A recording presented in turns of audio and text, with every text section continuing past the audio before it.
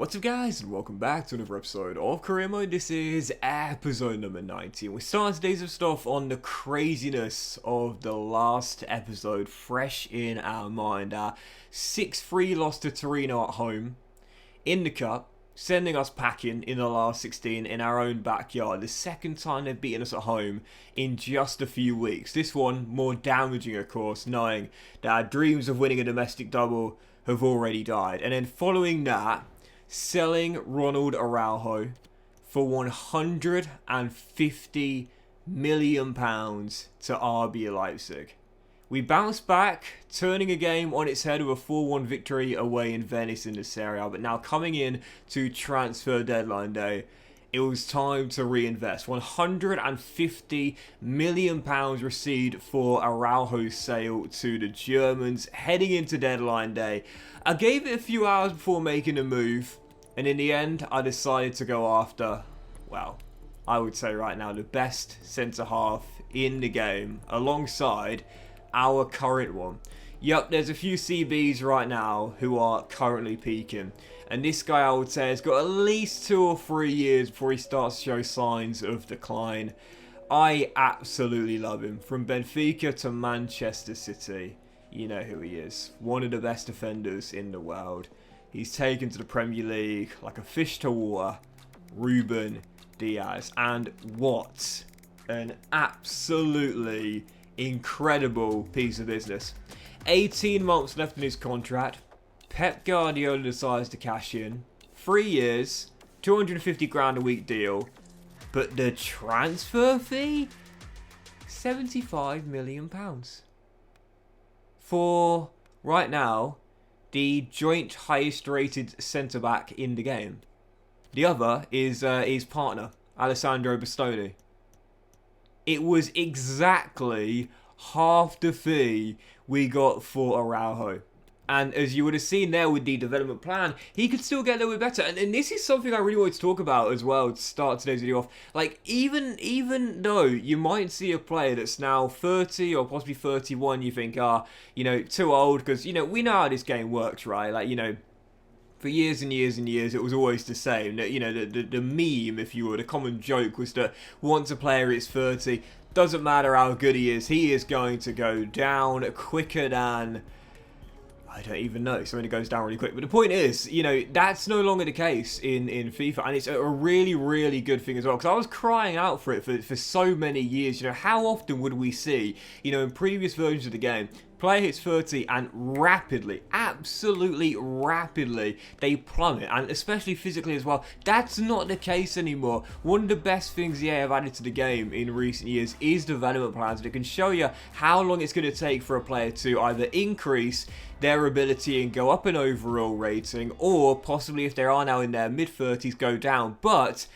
you know, nowadays, players don't really tend to decline until they're around 32 years old, and especially, it's kind of position-specific and form-specific as well. If a player is world-class and still playing at a world-class level at 30, he's not going to deteriorate absolutely rapidly. He can still get a little bit better. So Diaz can still get better. So for me, I'm really happy with that. Yes, you might look at it and say, well, you know, Araujo was obviously 2 years younger. Yes, that is true, but Diaz is a rating higher. He's still going to get better and probably will hit 92 overall between now and the end of the season. Well, maybe. It depends on how his form is. But even so, 91 overall, higher rating than Araujo. And again, the key was it was half the price we got for Araujo. Manchester City cashed in. We take the 75 mil fee. Give it to Man City. I'm more than okay with that because that meant on deadline day it was time to reinvest in depth as well. I've been banging on about it all season long and last year as well. If you want to win multiple honours in one season, you've got to have good squad depth. That was the problem with Bayern Munich last season. We've seen this year, you know, big injuries coming primarily at CM with Weston McKennie. Guimaraes has spent already 4 months on the sidelines, you know. Obviously, Ricky going down as well. You know, you got to have depth. So, following the signing of Ruben Diaz, and knowing we still have plenty of cash left over, I decided to make a couple more signings. Another new centre-half coming in. We now got 5. That really adds a lot more depth because CB was where we were lightest at in terms of depth alongside fullback as well. I then went and signed Ferrari, who looks absolutely incredible. He looks as quick as a Ferrari as well from LA Galaxy. I don't know whose regen he is, I must say, but he looks absolutely fantastic. Also, Kwadwo Yeboah from, Kelvin Yeboah, from Genoa as well. This is an interesting signing as well, because this guy is, like, physically as balanced as it gets. And I love players that are like this. I talk about it a lot, you know, players that are around 6 foot, possibly a little bit taller. For Kelvin Yeboah, he's 6'1". But you look at his stats here, all green. Mostly light, but a few dark greens as well. I love players that are like that, who are just so balanced physically. And with 91 jumping at 6'1", he's going to win aerial duels. And you've seen this season just how important it is to have players that are strong in the air. Think about Vlahovic and his goal to game ratio. Think about how many goals he scored with his noggin. A lot of them. He scored loads of goals with that forehead. So that's really crucial as well. A new third choice striker coming in to give Keane and Vlahovic a breather when we need them. And I wasn't done there either. We were still able to make a couple more signings. First at right back, Matteo Lombardi. This is a freebie who didn't have a full scout report on, but he's just here for squad depth. Like I said a moment ago there, the lowest amount of depth we've got is in defence at centre half and also fullback as well. Lombardi, you're not going to get much out of him, you know, not going to get much out of him at all. In fact, he'll barely play this season. He might play like 1 or 2 games, but really, it's just for emergency squad cover. And the final signing I made with the final bit of money I had remaining was another young Italian region, Gabriele Bernardi, 21 years old, 78 rated. Got him for £15.25 million from Bologna, and very excited about this young wide midfielder as well. So on deadline day, the key was depth. Improve the squad depth, because if we want to go far in the Champions League and get back in this, well, we are in this Serie A title race, but get back on top of the Serie A as well, we're going to need a fixed squad. It's the reason why last year with Bayern Munich, we were, you know, there were 2 games where we were literally like so close to going out in the Champions League. I keep on talking about it, but match day 6 in the group stage where we were losing to young boys at home, 45 minutes away from going out in the Champions League in the group stage, something I don't think I've ever had happen to me before. And also as well, you know, the quarter-final against Barcelona, don't forget, we were 4-0 down. Like, we were 4-0 down until we pulled off that incredible, absolutely unbelievable comeback, going from 4-0 down to 4-3 on the night in Catalonia and then winning the second leg 2-0 as well. Depth, so important, and I definitely learned my lesson after last season. So on deadline day, after getting so much money for Araujo, I thought, right, bring in Ruben Diaz, and whatever we got left over, don't just save it, don't bank it for the summer, no, spend it all now, because depth, once again, has been a bit of an issue for us this season. Let's make sure we got a much thicker and much more quality squad in terms of numbers in the reserves as well. So 6 new signings on deadline day, including, Ruben Diaz at 91 overall. And now, you know, our defence has been breached quite easily a few times this season, especially in those games against Torino, but we got the best 2 centre-halves in the game in terms of rating at 91 overall. Our fullbacks, maybe not the absolute best, but still more than good enough as well. And also more cover as well. De Luca coming in alongside Conti and Bernardi as well as young Italian new gen. So much better, and I have to say, I think I planned that absolutely perfectly, because when that bid came in for Araujo, I mean, you know, I was sort of 50-50 about it. I was thinking,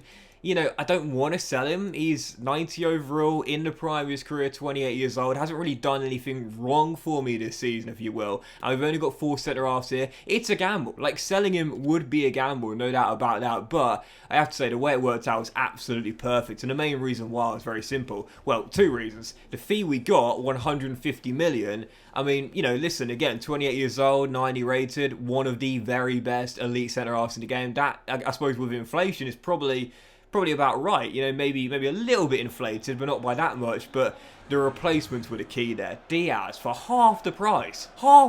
And like I said earlier, yeah, I get it. He's 30 years old. But listen, I'm 30 now, so it's not it's not that old. Please give me that. But, you know, and he's still going to get any better anyway, because of the fact that now players don't decrease so much when they turn 30, they can still get a little bit better for a year or possibly two. So I got to say I'm buzzing with that, and I think I played it absolutely perfectly. Not only have we got a slightly better defender, yes, he's 2 years older, but a rating higher and can still get better, but most crucially, an extra 5 players coming in for the squad as well, bolstering the depth in the reserves.